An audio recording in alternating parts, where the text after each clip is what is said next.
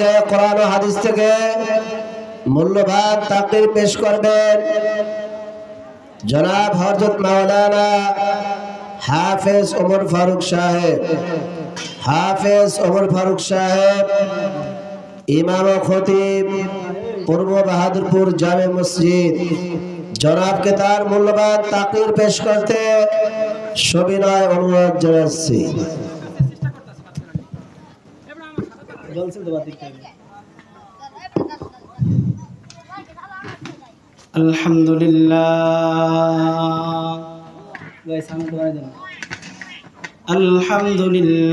الذي جعل الشمس والقمر بحسبان والنجم والشجر يسجدان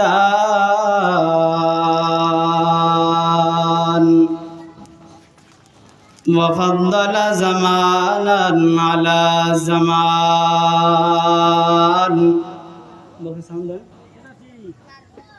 كما فضل مكانا على مكان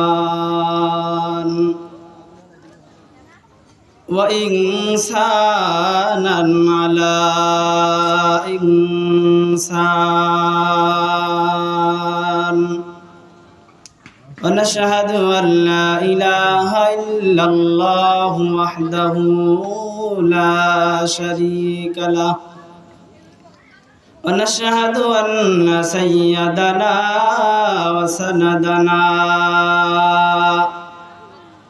وحبيبنا وحبيب ربنا وطبيبنا وطبيب قلوبنا ومولانا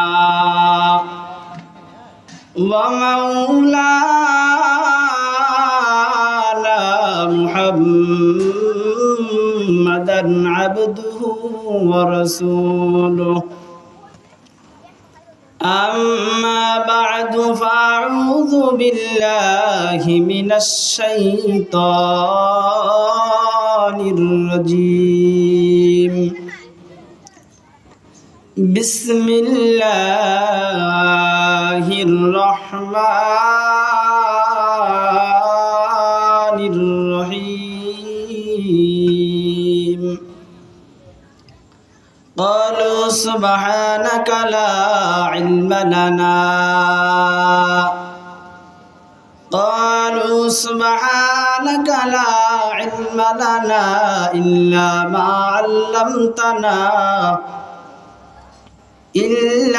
ما علمتنا إنك أنت العليم الحكيم درفشانی ऐने तेरे रुख दरिया कर दिया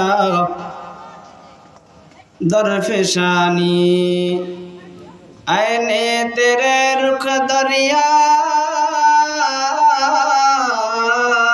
कर दिया दिल का रोशन कर दिया आँखों को बीना कर दिया दिल का रोशन कर दिया आँखों को बीना कर दिया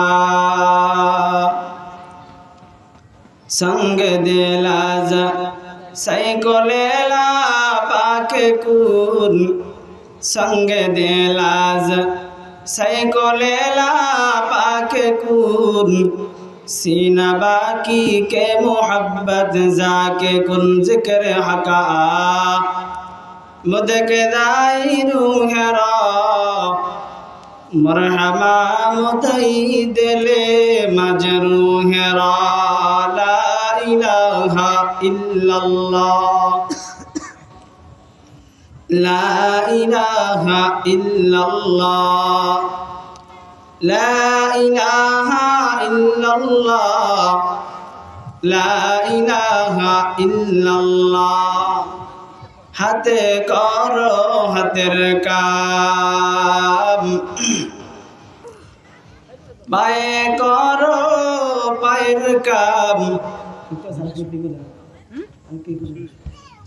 পায়ে করো পায়ের কাম, জবানে বলো ওহে মুমিন, আল্লাহ তাআলার জাতি নাম লা ইলাহা ইল্লাল্লাহ, লা ইলাহা ইল্লাল্লাহ, লা ইলাহা ইল্লাল্লাহ, লা ইলাহা ইল্লাল্লাহ। ফিরাউন দিল কত জ্বালা, আসিয়া বলে কাল্লা, লা ইলাহা ইল্লাল্লাহ, লা ইলাহা ইল্লাল্লাহ, মুহাম্মাদুর রাসূলুল্লাহ। মুহাম্মাদিন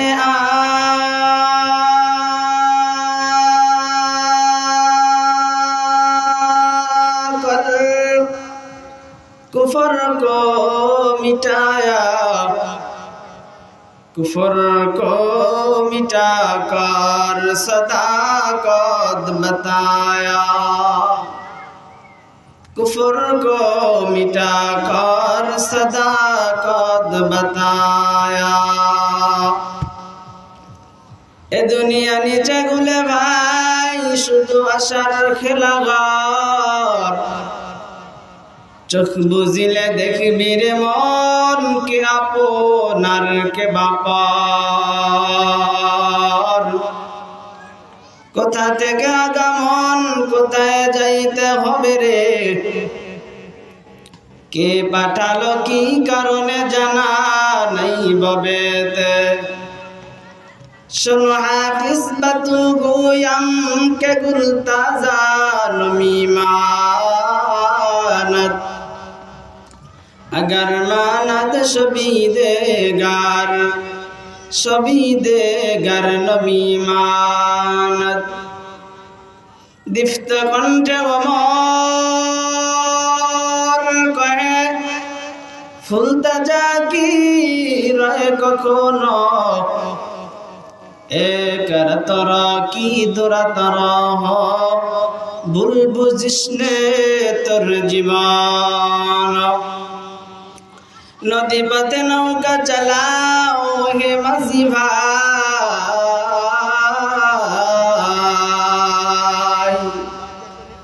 বেলা ডোবার আগে আমি পার উঠতে চাই। ডুবে গেলে বেলা আর সে তো উঠে না, ভেঙ্গে গেলে মেলা আর সে তো জমে না। हकीकत से तो दुनिया बेखबर है, दुनिया की नुमाइश पर नजर है। नमी गुयम कि आज दुनिया जुदाबाश, बाहर कारे के बाशी बा खुदाबाश। मरण থেকে যতই পালা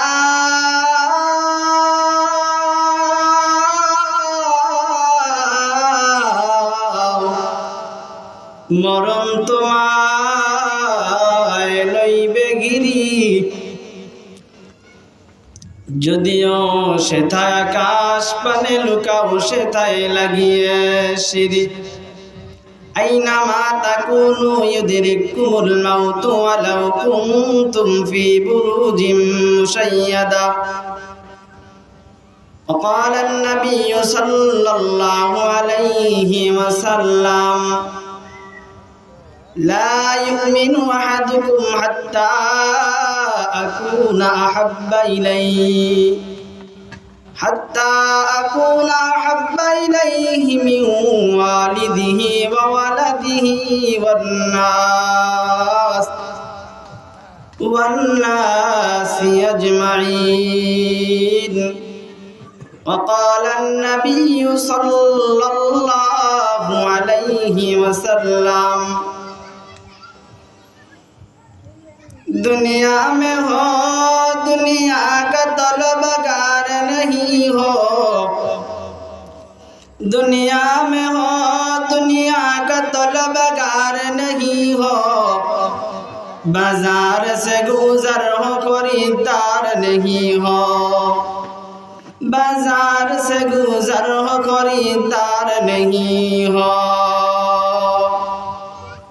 तकबीर में कलमा में नमाज़ों में अज़ा में, तकबीर में कलमा में नमाज़ों में अज़ा में, है नाम इलाही से मिला नाम मुहम्मद,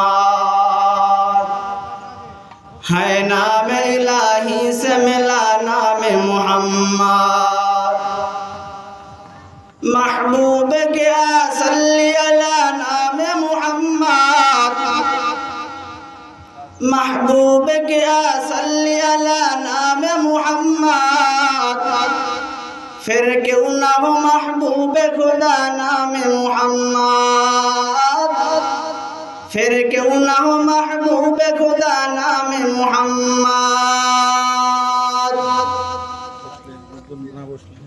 अल्हम्दुलिल्लाह, মহান রব্বুল আলামিনের শুকরিয়া যে আল্লাহ পাক রব্বুল আলামিন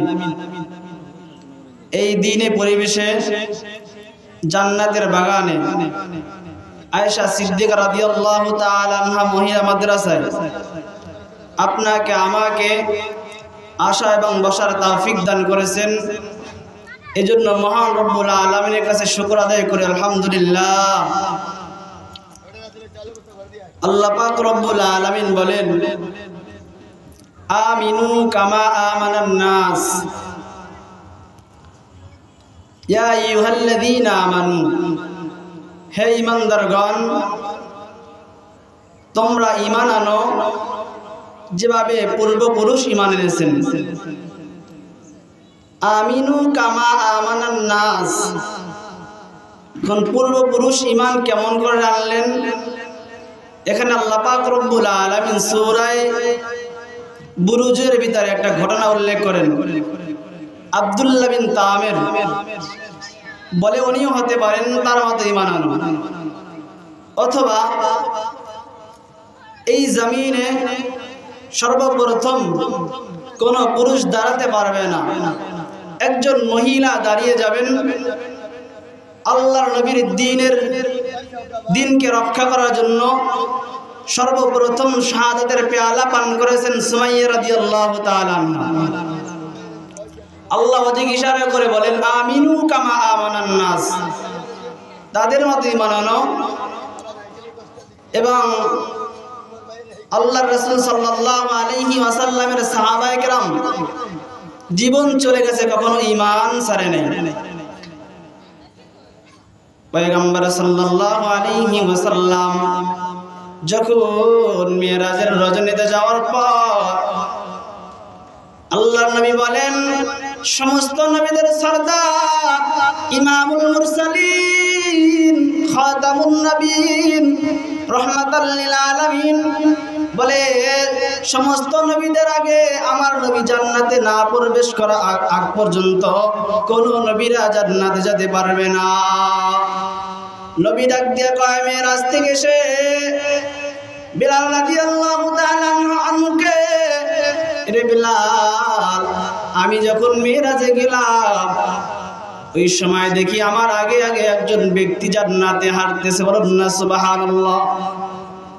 এই দুনিয়ার গোলাম বিলাল রাদিয়াল্লাহু তাআলা আনহুকে জিজ্ঞাসা করলো পয়গম্বর, এ বিলাল, এমন কি আমল তুমি করেছো তুমি আমার আগে আমার ঘোড়ার রশি ধরে ধরে জান্নাতে চলে গেছো?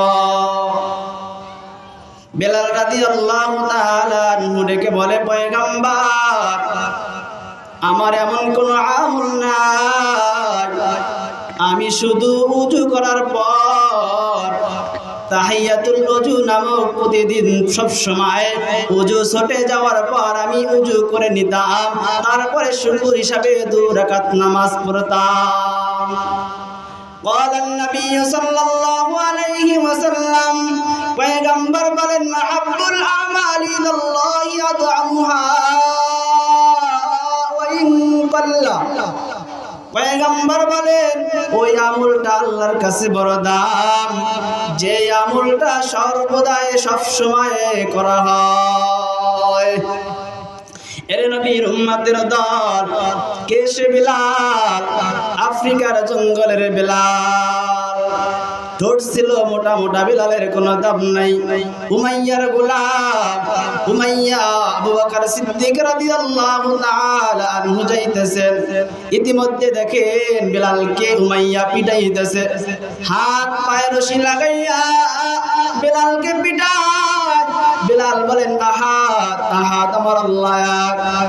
উমাইয়া বলে রে বিলাল, তুই যদি মুহাম্মাদের ধর্ম ছেড়ে না দাও, আজকে তোকে আমি পিটায়া পিটায়া হত্যা করে ফেলব। এরে বিলাল ছেড়ে দে। বিলাল রাদিয়াল্লাহু তাআলা আনহু বলে এরে উমাইয়া, আমি এমন একটা ঔষধ সেবন করেছি, আমি এমন একটা অ্যান্টিবায়োটিক ঔষধ সেবন করেছি, কারণ আমি বলে ঔষধ যখন সেবন করা হয়, ওষুধ খাওয়ার পরে ওষুধটা শিরায় চলে যায়, বান্দার রোগ ভালো হয়ে যায়। বিলাল বলেন আমি এমন একটা অ্যান্টিবায়োটিক খেয়েছি, কারণ এই অ্যান্টিবায়োটিকটা যেভাবে ওষুধ খেলে আর বের করা সম্ভব না। আমি বিলাল এমন একজনের ধর্ম গ্রহণ করলাম, মুহাম্মাদের ধর্ম করলাম, লা ইলাহা ইল্লাল্লাহু মুহাম্মাদুর রাসূলুল্লাহ। আমি বিলাল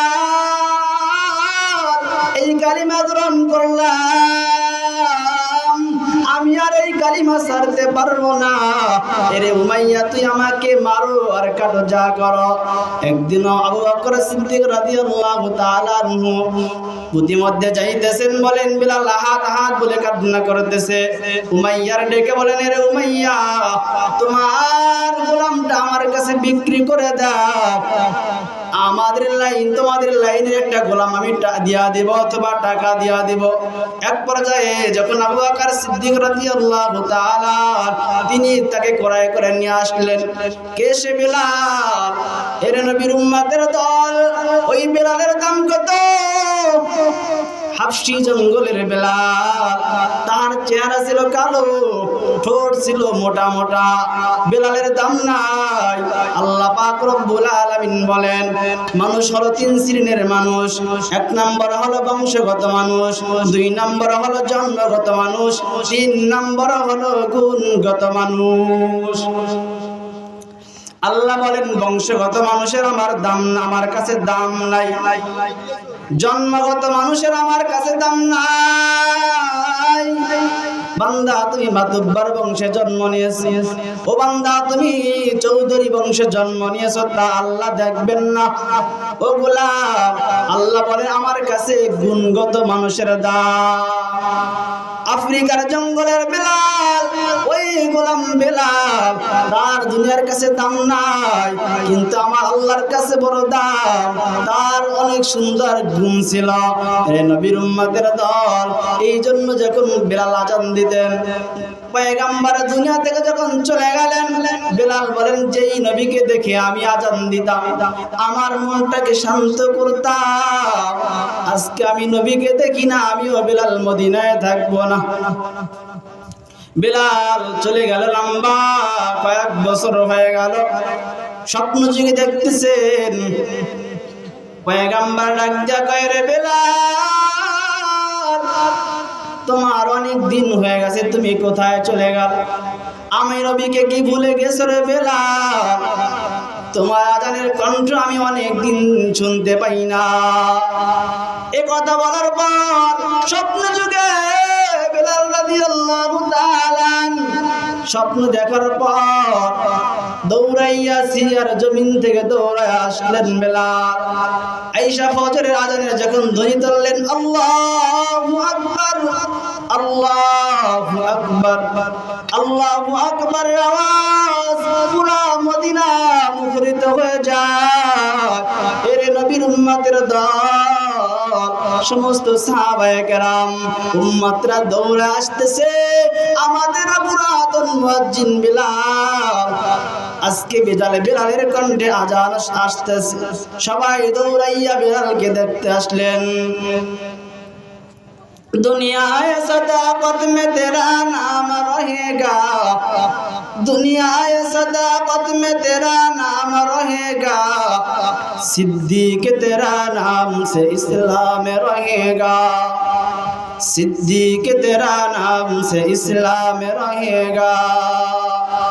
दुनियाए सियासत में तेरा नाम रहेगा, दुनियाए सियासत में तेरा नाम रहेगा, फारूक तेरा नाम से इस्लाम रहेगा, फारूक तेरा नाम से इस्लाम रहेगा। दुनियाए शुजाअत में तेरा नाम रहेगा, दुनियाए शुजाअत में तेरा नाम रहेगा, उस्मान तेरा नाम से इस्लाम रहेगा, उस्मान तेरा नाम से इस्लाम रहेगा। दुनियाए मुअज्जिन में तेरा नाम रहेगा, दुनियाए मुअज्जिन में तेरा नाम रहेगा, बेलाल तेरा नाम से इस्लाम रहेगा, बेलाल तेरा नाम से इस्लाम रहेगा। এরে নবীর উম্মতের দল সাহাবায়ে কেরাম নবীকে কেমন ভালোবাসতেন। খলিফাতুল মুসলিমিন ওমর রাদিয়াল্লাহু তাআলা পয়গম্বর ডেকে বলে, এরে ওমর, তুমি আমি রাসূলকে কেমন ভালোবাসো, কেমন মোহাব্বত করো। রহমতের নবী কয়, এরে ওমর, আমাকে কেমন ভালোবাসো।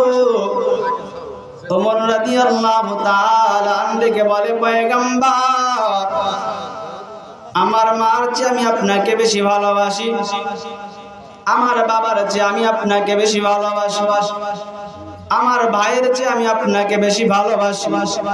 ও পয়গম্বর, আমার স্ত্রী সন্তানের চেয়ে আমি আপনাকে বেশি ভালোবাসি, কিন্তু রহমতের নবী, আমার জানের চেয়ে আমি ওমর আপনাকে ভালোবাসি না।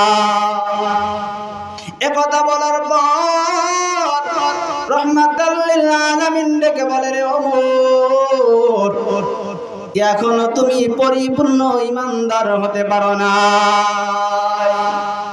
যখন তোমার জানের চেয়ে আমাকে বেশি ভালোবাসবা, তখন তুমি পরিপূর্ণ ঈমানদার হয়ে যাইবা। ওমর রাদিয়াল্লাহু তাআলা আর দেরি করলেন না, ডেকে বলে, ও পয়গম্বর, আমি বুঝতে পারি নাই রে নবী, আমার ওমরের জানের চেয়েও আমি আপনাকে বেশি মহব্বত করি, আমি আমার জানের চেয়েও আমি আপনাকে বেশি ভালোবাসি। এরে নবীর উম্মতের দল, এই ওমর রাদিয়াল্লাহু তাআলা খলিফাতুল মুসলিমিন ওমর, অর্ধেক দুনিয়ার বাদশা ওমর, সারা দুনিয়ায় দৌড়ায় আর মানুষের খোঁজ খবর নেয়, কে খায় আছে কে না খায়। ওমর রাদিয়াল্লাহু তাআলা দৌড়ায়, রাতের আধারে যায়, কোনো বডিগার্ড নাই, কোনো খাদেম নাই। এরে নবীর উম্মতের দল, ওমর রাষ্ট্র চালাইলেন 10 বছর। এই 10 বছর বয়সে ওমর দৌড়ায় আর মানুষের বাড়ি বাড়ি গিয়া খোঁজ খবর নেয় আর দ্বীনের দাওয়াত দেয় ওমর। এই খলিফাতুল মুসলিমিনের জামানায় খলিফাতুল মুসলিমিন ওমর যাইতেছেন, যাইয়া দেখেন এক জঙ্গলার ভিতরে একজন মহিলা, বুড়া মহিলা রান্না করতেছে, চুলায় আগুন জ্বলতেছে, আর অন্যদিকে বাচ্চারা হাউ মাউ করে কান্না করতেছে। ওমর খাদেম আসলামকে নিয়ে, গোলাম আসলামকে নিয়ে রাতের আধারে রওনা হয়ে গেল। দেখতেছেন দৃশ্য তাকায় দেখে, আর ওমরের চোখ থেকে বে পানির ফোঁটা গুলা জমিনে পড়তেছে। এরে নবীর উম্মতের দল, কে সে খলিফাতুল মুসলিমিন ওমর। এই ওমর রাদিয়াল্লাহু তাআলা কিছু সময় তাকায় দেখতেছেন, আর ওই মহিলা ডাক দিয়া কয়, আমার জামানার নাকি বাচ্চা ওমর, আমি দুনিয়ায় তার নামে পারলে আল্লাহর কাছে বিচার দিব, না পারলে আমি আখিরাতে মাওলার কাছে মামলা দায়ের করব। কিন্তু সেই মহিলা তো জানে না তার দরওয়াজায় ওমর দাঁড়ায় আছে। এরে নবীর উম্মতের দল, এইবার ওমর কোনো কথা না বলিয়া গোলাম আসলামকে নিয়ে বাইতুল মালে চলে আসলেন। বাইতুল মাল থেকে আটার বস্তা উঠা মাথায় নিলেন। আসলাম ডাক দিয়া কয়, ও খলিফাতুল মুসলিমিন, আটার বস্তা আমার মাথায় দাও। বলে কেন? বলে আপনি তো হলেন এই দেশের বাদশা, আপনি কেন মাথায় নেবেন, আমার মাথায় উঠাইয়া দেন। খলিফাতুল মুসলিমিন ডাক দিয়ে কয়, আসলাম তুমি কি চাও আল্লাহর দরবারে আমাকে দাঁড়া করতে? আসলাম বলে, কথা বন্ধ করে দাও, আমার আটার বস্তা আমার মাথায় উঠাইয়া দাও। জলদি করে, দেরি না করে গোলাম আসলামকে নিয়া ওই আটার বস্তা মাথায় নিয়া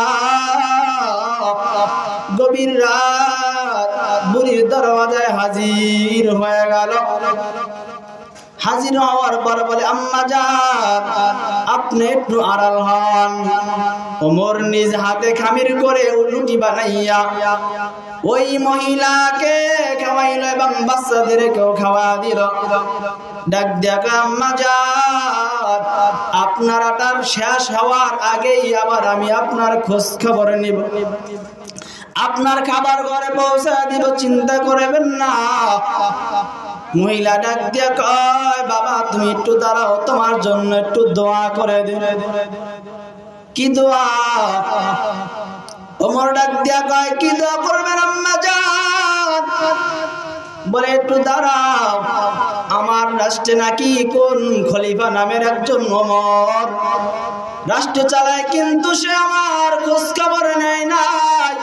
কিন্তু আমি দুনিয়াতে পাইলে তো দিব, না পাইলে আমি আখিরাতে ওমরের নামে মামলা দায়ের করব। কিন্তু বুড়ি মা তো জানে না ওমর তার দরওয়াজায় যেই যুবকটা আজকে আটা দিয়া রুটি বানাইয়া খাওয়াইলো, সেই যুবকটাই তো ওমর। মহিলা তো আর জানে না। ডাক দিয়া কয়,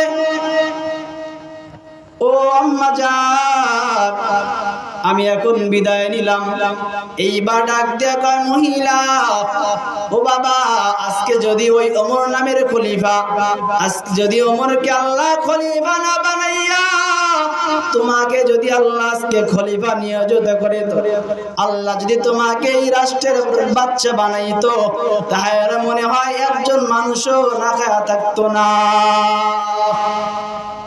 ওমর এখনো পরিচয় না গোপন করে ওখান থেকে দৌড়াইয়া চলে গেলেন বাইতুল মালে, এবং মসজিদে নববীতে যখন চলে গেল, রাত হয়ে গেল, রাত শেষ হয়ে গেল, ফজর হয়ে গেল। ফজরের পর দুইজন প্রহরীকে পাঠাইলেন, দুইজন বার্তা বাহক পাঠা ডাক দিলেন, যা অমুক জঙ্গলার ভিতরে একজন মহিলা আছে, বুড়া মহিলা, যাও তাকে ডাক দিয়া রাজ দরবারে নিয়ে আসো, মসজিদে নববীতে নিয়ে আসো। এর নবীর উম্মতের দল দুইজন গিয়া মহিলার দরওয়াজায় হাজির, যাইয়া রাখতেছেন, আসসালামু আলাইকা ইয়া আহলাল বাইত। ঘরের ভিতরে কেউ আসেননি। বুড়া একজন মহিলা বের হয়ে গেল, ডাক দিয়া কয়, কে তোমরা? বলে, আমরা বাচ্চার দরবার থেকে আসলাম, আপনাকে বাচ্চা তলব করেছেন। এইবার মহিলার তো কামসারা, মনে হয় কালকের রাতের ঘটনা, ওই যুবক মনে হয় উমরকে বলে দিছে। এরে নবীর উম্মতের দল, মহিলা এবার তার সন্তানদের থেকে বিদায় নেয়, আমাকে বিদায় করে দাও, আজকে মনে হয় আমার আর উপায় নাই। এই ঘটনা খবর মনে হয় ওমর জেনে গেছে। ও সন্তান আমাকে বিদায় দাও, আমাকে ক্ষমা করে দাও। এই কথা বলার পরে যখন মহিলা যাইয়া দেখতেছেন কালকে রাতে যেই যুবকটা তাকে কামির বানাইয়া আটা খাওয়ায় আসলো, রুটি খাওয়ায় আসলো, সেই যুবকটা এখন মসজিদে মিম্বারের পরে বসা। এইবার মহিলা আরো ভয়ে কেঁপে গেল, থর থর করে কাঁপতেছে আর কান্না করতেছে। হায় আফসোস, আমার মনে হয় আজকে আর উপায় নাই।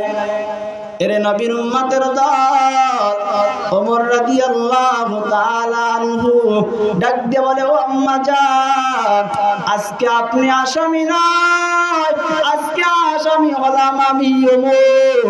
আজকে আপনি হলেন বিচারক, আমি হলাম আসামি। ও আম্মা জান, আপনি আমার আজকে বিচার করেন, এখানে মারেন কাটেন যা করেন করেন, কিন্তু আম্মা জান আপনি আখিরাতে আমার আল্লাহর কাছে বিচার দেবেন না রে আম্মা। আজকে আপনি আমাকে মারেন কাটেন। এইবার ওমর কি করলেন, পাগড়ির এক মাথা গলায় পেঁচাইয়া আর এক মাথা মহিলার সামনে ধরলেন, আম্মা জান আমাকে মারেন, আমাকে কাটেন, বিচার করেন। এরে নবীর উম্মতের দল, এই ছিল সাহাবায়ে কেরামের রাজনীতি। সাহাবায়ে কেরাম কত সুন্দর করে রাষ্ট্র চালাইছেন এবং দ্বীনের দাওয়াত দিয়েছেন। একদিকে দাওয়াতের কাজ করেছেন, অন্যদিকে আবার এর নবীর উম্মতের দল অন্যদিকে আবার মানুষের বাড়ি বাড়ি গিয়া খোঁজ খবর নিতেন। আল্লাহ পাক রব্বুল আলামিন বলেন, আমিনু কামা আমানান নাস, তোমরা সাহাবায়ে কেরামদের মতো ঈমান আনো। আল্লাহ নবীর একজন সাহাবা সাফিনা রাদিয়াল্লাহু তাআলা, আল্লাহ নবীর একজন সাহাবা। এই সাফিনা নামের অর্থ হলো জাহাজ, কারণ আল্লাহ নবীর ওই সাহাবা বলে 10 জনের মাল তিনি একা বহন করতে পারতেন। মাল নিয়ে যাইতেছেন, আল্লাহ নবী ডাক দিয়ে কয়, ওই দেখো আমার সাফিনা আসতেছে। এই সাফিনা ডাক দিয়ে কয়, ও সাহাবায়ে কেরাম, আর রহমাতের নবী আমাকে কি বললেন? বললেন আপনাকে সাফিনা বলে উপাধি দান করলেন। বলে, ও সাহাবায়ে কেরাম, তোমরা আজকে থেকে জেনে রাখো, আমার নাম যা থাকুক না কেন, যখন রহমাতের নবী আমাকে সাফিনা বলে উপদেশ দিয়েছেন, সাফিনা বলে টাইটেল দিয়েছেন, আজকে আমার নাম এখন থেকেই সাফিনা, তোমরা ডাকবা, আমার নাম আজকে থেকে সাফিনা হয়ে যাবে। এই সাফিনা যখন অনেক মাল বহন করে যাইতেছেন, যাওয়ার সময় একটু লেট হয়ে গেল, একটু দেরি হয়ে গেল। দেরি হওয়ার পর আফ্রিকার জঙ্গল দিয়ে যাইতেছেন। যাওয়ার সময় এবার একদল বাঘ, নেকড়ে বাঘ, সাহাবায়ে কেরাম যুদ্ধ চলে যাইতেছেন। এদিকে একটু সাফিনা মাল নিতে নিতে পিছে পড়ে গেলেন। সাহাবায়ে কেরাম সামন দিকে হাঁটতেছেন, সাফিনা একটু পিছনে পড়ে গেলেন। এদিকে নেকড়ে বাঘ আইসা সাফিনার সামনে দাঁড়া গেল। যখন নেকড়ে বাঘ সাফিনাকে আক্রমণ করবে, এরে নবীর উম্মতের দল সাফিনা ডাক দিয়া কয়, এ নেকড়ে বাঘ, তুই কে চেনোস আমি কে? আমি হলাম আখিরি জামানার পয়গম্বরের উম্মত, আখিরি জামানার পয়গম্বরের সাহাবা। আমি হলাম সাফিনা। আমি আজকে মাল বেশি নেওয়ার কারণে আজকে আমার লেট হয়ে গেল। আজকে এই লেট হওয়ার কারণে আজকে তুই সুযোগ খুঁজিয়া আজকে আমাকে আক্রমণ করবি। যখন সাফিনা বলেন, যখন আমি সাহাবা পরিচয় দিলাম, ওই আফ্রিকার জঙ্গলের বাঘ, যখন সাহাবা পরিচয় দিলাম, সাহাবা পরিচয় দেওয়ায় মাত্রই ওই বাঘটা কি করলো, লাশটা গুটাইয়া আমাকে জানি কি বলতে চায়, ও সাফিনা আমার সাথে সামনে সামনে চলো। এইবার সাফিনা পিছে হাঁটতেছে, বাঘ কেমন জানি বুঝাইতে চায়, আমি তোমাকে কিছু করবো না, আর তোমাকে যেন কোনো নেকড়ে বাঘ আক্রমণ করতে না পারে। আমি তোমাকে জঙ্গলা পার করে দিব, রাস্তা পৌঁছে দিব। এরে নবীর উম্মতের দল, এইভাবে সাফিনা হাঁটতেছে পিছে পিছে, বাঘ সামন দিকে হাঁটতেছে, হেঁটে হেঁটে জঙ্গলা পার করে দেয়। আল্লাহ পাক রব্বুল আলামিন বলেন আমিনু কামা আমানান নাস। এরে গোলাম ওই সাহাবায়ে কেরামদের মতো ঈমান আনো। সাহাবায়ে কেরামদের ঈমান কত তাজা, সাহাবায়ে কেরামদের ঈমান কেমন মজবুত ছিলেন। এরে নবীর উম্মতের দল, আজকে আপনার আমার ঈমান 500 টাকার বিনিময়ে ঈমান বিক্রি হয়ে যায়। এক কাপ চায়ের বিনিময়ে ঈমানটা বিক্রি হয়ে যায়। 500 টাকার বিনিময়ে নেতার পিছে দৌড়ায়, 1000 টাকার বিনিময়ে নীতির পিছে দৌড়ায়। এরে নবীর উম্মতের দল, আজকে আমার নবীকে গালি দেওয়া হয়, আমার নবীকে নবী নিয়ে কটূক্তি করা হয়, আম্মা জান আয়েশাকে নিয়ে কটূক্তি করা হয়। আজকে তোমার নেতার বিরুদ্ধে বললে বিচার হয়, তোমার নেত্রীর বিরুদ্ধে বললে বিচার হয়, কিন্তু আমার নবীর বিরুদ্ধে বললে কেন মাঠে ময়দানে বিচারের দাবি নিয়ে নামো না? বোঝা গেল তোমার ঈমানের ভিতরে ভেজাল আছে।